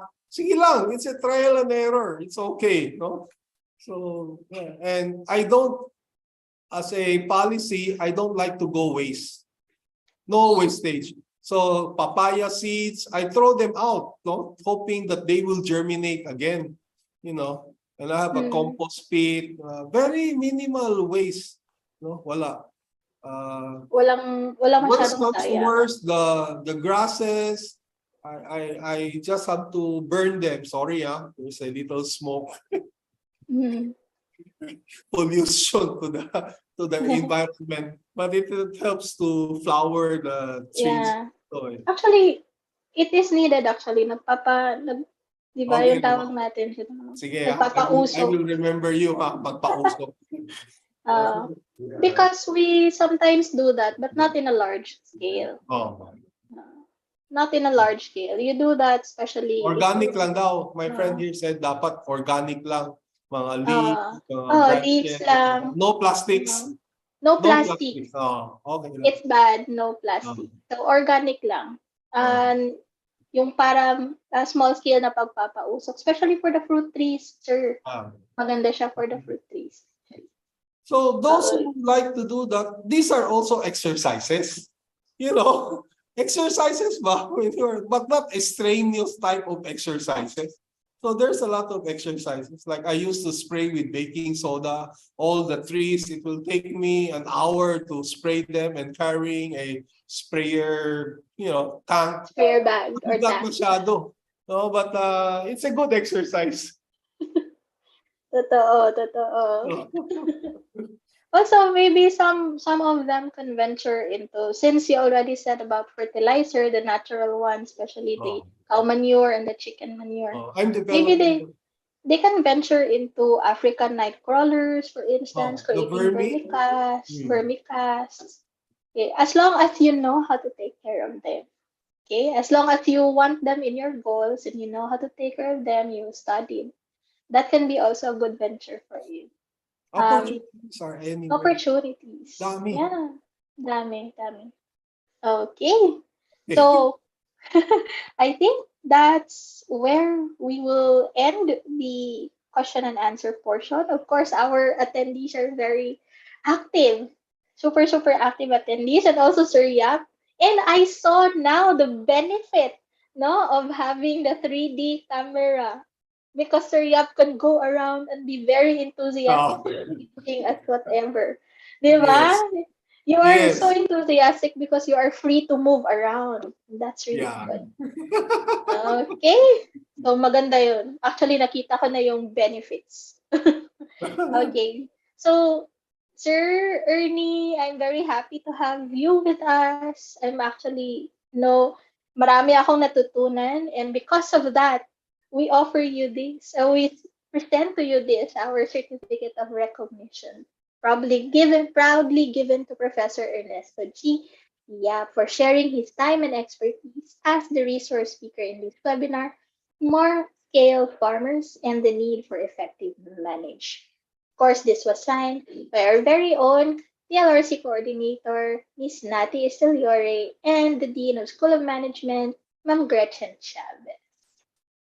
Thank you so much, Sir Ernie, and congratulations. It's your first time being here, and I hope magbalik-balik ka Thank to you. volunteer in TLRC. Bye. Okay. Thank you, Sir Ernie. Okay. Now, for the evaluation reminders, our evaluation and processing of e-certificates are always automated, and please make sure to type in the correct spelling of your name since this will reflect on your e-certificates. Also, please be mindful in typing your email address because it is where you will receive your certificate. We suggest that you keep a copy of your response in the evaluation for you to verify if you have made mistakes. Always click send me a copy of my responses before submitting. Normally, it takes less than 3 minutes after submitting to receive your certificate. Should you not be able to receive it by 5 p.m. today, just send a reply message with your concern to the confirmation email that we sent at lrc.upcebu@up.edu.ph, and we'll manually send the certificate on the next working day. And always remember that the evaluation link is open for only 10 minutes. So evaluate right now. Click on the evaluation link or take your camera phones and use the QR code as shown here. Okay, for those who are viewing via YouTube Live, you can use the QR code over here. Okay, so I do hope you enjoyed and also learned so much from today's activity and webinar with Professor Ernie Yap. So Professor Ernie comes from the School of Management of UP Cebu. So if you want your kids or you wanted to learn more about management, come over here at UP Cebu. Yes. Di ba, Noel? Okay. So nilakaw na si Sir Ernie. Babay ta, Sir Ernie. Okay. Thank you so much for being with us, my dear audience. Okay. So, Noel will also be giving us links in the chat box. Okay. So, if you wanted more production on your side in terms of food production, you can do it in your own home. Actually, I have my own little garden outside, even if I'm just using a dorm. And the hallway has of a lot of plants, both ornamental plants and plants that can be eaten. And my landlady over here has a lot of rambutan on the side and okra. We have a lot of fruits and there's so much things to eat over here. And that's the good thing about small scale farming. There's so much to eat if you only, plant. Yay. So we have our links over here. Kindly make sure that you click on them. It's only open for about 10 minutes or as far as I can talk over here. Dapat Okay. miss. You know what? Farming is really nice. Farming is really nice. So if you like farming on your cell phone, do your farming in the real land. Okay, because it will be more productive also. So while you farm in your cell phone, you also farm in the real land. Isn't that nice? Okay, so if hindi po kayo makaka-farm ng malaki sa real land, it's okay. You can farm bigger in the digital. But always make sure that farming in real land is more beneficial because it fills up our tummies. And I like it because I like plants. Okay. Hmm. Also, there will be more webinars to stay tuned. No, stay tuned for Yes, more miss. webinars. For the third episode of the series, so we'll have the dean The herself, dean of the School of Management will be with us but in we the will third make edition. arrangements, Miss, regarding that because of some technical issues. But for sure, we'll try to push through with that. Okay. So I do hope. Yes. I'm so happy right now. Nilakaw na Sir Ernie. Wala pa, naman siya din eh. Nag-chika sa iya friends. Naman siya yung live audience. Naday siya yung live audience karon. Tayang mga guests, na siya special guests. Oh, okay. Hello, special guests. Hello. Hello, special guests. Hi, special guests.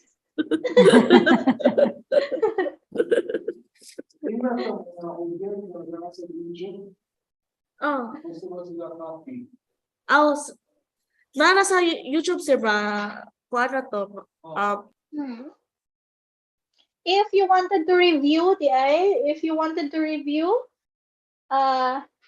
especially on today's webinars topics and concepts, you may view it after the live recording is done.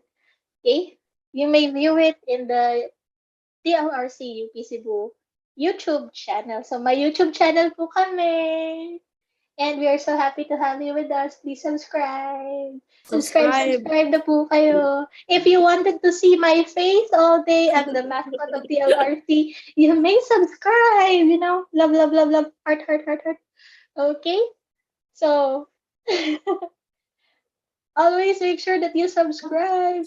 Okay, we will give you the link of the YouTube. Or you may look for the channel, TLRC, at TLRC UP Cebu YouTube channel. Because that's where you can find us. Also, they can find my progression. They can find how my face progressed from being stressed to being lovely. True. Agree. Progression of the mascot of TLRC. You can see it, the progression. Someone shout out daw Miss Sir Michael. Oh, Sir Michael, hi! Nasa Hi! Zoom. Hi! Nasa Zoom si Sir Yes. Michael. Wherever one. Fans club ni siya. We have TLRC fans club over here. Okay. Ay, thank you so much. Thank you for subscribing. Ay. Heart. Monetize Heart. Ma'am Emilu. Heart. Thank you for subscribing. Thank you so much for subscribing. Heart. I'm sending you my love. And also, the benefit of subscribing at UP Cebu TLRC is that you can rewatch and review the other webinars that we had. We have so many webinars already since 2021. And there are topics on mental health, there are topics on management, topics on research, no, and statistics. There's a lot, there's a lot. So kindly make sure that you go over there.